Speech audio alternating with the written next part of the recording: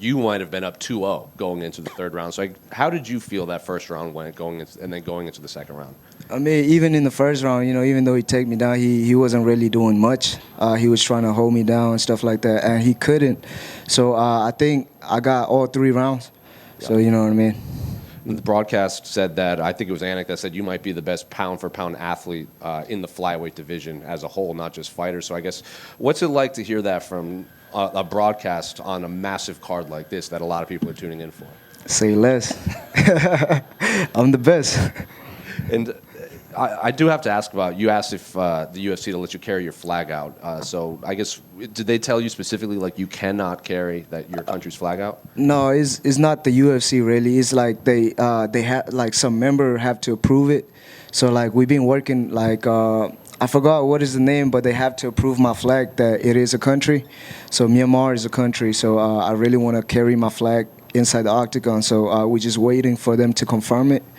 So we've been doing that. We've been trying to get my flags ever since I got to the UFC. So hopefully by my next fight, I get to carry my own flags. And the UFC's been trying to help you out with that, or is that something you have to do? Yes, they do. They do, like the backstage worker and stuff like that. We talk about it. They're doing the best they can, but hopefully we get approved for my next fight. And on a massive card like this, when you bring attention to something like that, it's obviously going to lead to a lot of talk and probably a lot of people talking in your country. Have you noticed just a rise in popularity back there? Like, since you've been on the rise, have you seen MMA kind of grow in that world too? Yeah, shout out to my boy, my big brother Aung. He been giving me a shout out and everything. Help me out and stuff like that. So he's a big name. You know what I mean? I'm the new generation. So a lot of young generation from Myanmar, they really interested in MMA now. So in the future years, like, you see a bunch of Asian, not just Asian, but Myanmar fighters. And then just last one for me, obviously, you called for this fight in September. Is there a name that you want? I know you wanted like top 10, top 5, but as the champion said, he's beaten most of the guys in this division already, so they might not get an opportunity quickly. Are there names that you're circling, or is this anyone in that top 10, top 5? I don't really watch fights, so I don't keep up with the names, but the top 10 or top 5 will do me right. Hey, Josh, right here. So you landed over 170 significant strikes tonight. It's actually the most you've had in the UFC so far. Did it feel like the most significant strikes you've landed in a fight so far in there? Hell no. But we trying, we always trying to get better each fight, you know what I mean? So, I didn't expect to land that much punch. Durden's chin seemed to be unstoppable in there tonight. Did you think that if there wasn't a timeout late in that third round, you could have got the finish, or do you think he was sticking around till the end at that point? Man, he's a tough guy. I knew I was in a war for 3 rounds, but I was looking for a knockout. But you know what I mean. My coaches told me to calm down, and you know what I mean. We was working on more violent punches and rather than power. And last one for me. There were rumors circulating online before the fight that you might have had an injury coming in. Can you confirm or deny those rumors? Hey, I did have injury in my last fight. My knee, I popped my knee. And shout out to the UFC. Shout out to Jen. She been helping me out. She worked for the UFC and stuff like that. She booked an appointment and all that for me. So now I'm good. Perfectly fine, man. Josh, the flyweight division has been getting a lot of respect because of how many short notice fights you guys take, specifically you, Cody Durden, Charles Johnson. Is there any extra added motivation to represent your division, which is starting to get more fame? Man, it's amazing that, people recognize the flyweight now, you know what I mean? Back then, it was dead. And, you know what I mean? I show up to the flyweight, and all of a sudden, you know what I mean? And now everybody want to fight in the flyweight and stay active and stuff like that. So yeah. And last one from me. As someone born in Myanmar, is there anything specific in your heritage that you bring towards fighting? Just my fighting spirit, you know what I mean? Go forward, not scared of anything. Josh, congrats on, go ahead. Congrats on the win. Just want to shout out, I think you're the first person to bring their name and put it on the podium. I've never seen that before. Hey, you know what I'm saying? And something ain't right, bro. I need a number next to my name. With that being said, more than likely you will, not to spoil anything. What does that say to your hard work and where your career is at now? Is it where you would like it to be? Is it on track if you see that name on Monday? That number, sorry. You know what I learned as I grow older is like that we have to be grateful for everything we have. You know, this was everything I wanted. You know what I mean? To be here, and I'm here, so you know I'm just grateful for everything. And also, you know, I'm grateful for my teammate, 4 Ounce Fight Club, and Asylum Boxing Gym, that and Temple Construction. You know what I mean? So everybody that been helping me, I'm grateful. Yes, sir. And last for me, we saw your hands on display. The striking was there. The boxing was on point. That left hook was there.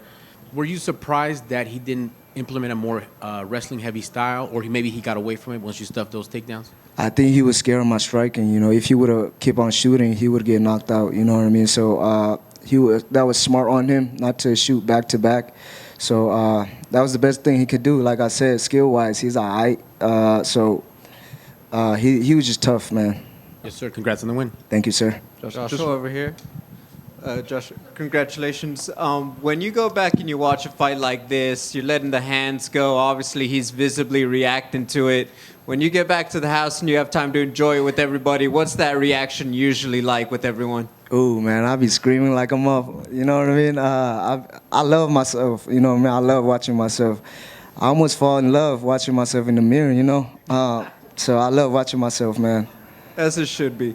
I'm wondering, was the experience, I guess, how was it returning to the T-Mobile after your last one at the Sphere and everything else, and obviously everything in the backdrop? Like, I guess, how's the feeling to get back to normal, so to speak?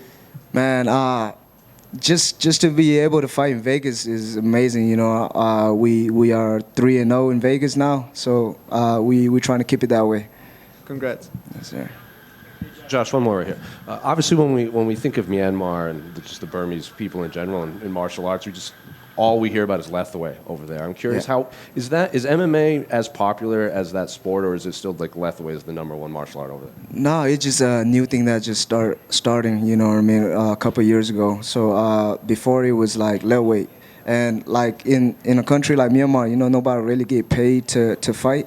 You know, the pay was terrible, so nobody really into those MMA stuff. But now that the new generation see us and stuff like that, so people are willing to train and stuff like that.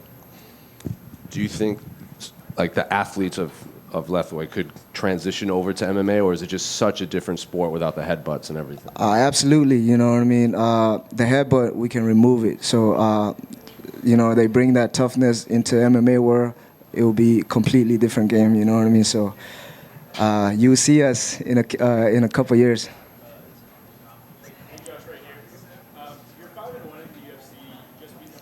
Sorry, I can't hear you, bro.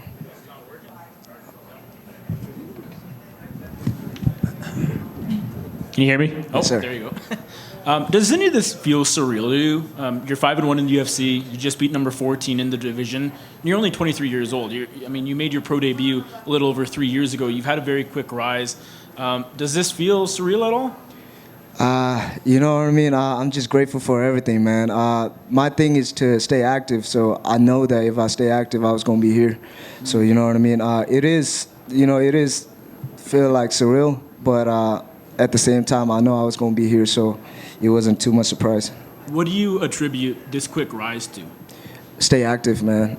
Even when I was fighting in Fury, like the local scene, I was staying active. You know, fight every 2 months, every month or so. Cool. Thank you. Thank you. Hey, Joshua, just one final follow-up. Obviously, when people talk about Myanmar and mixed martial arts, big name, Aung, who did his thing over and won championship.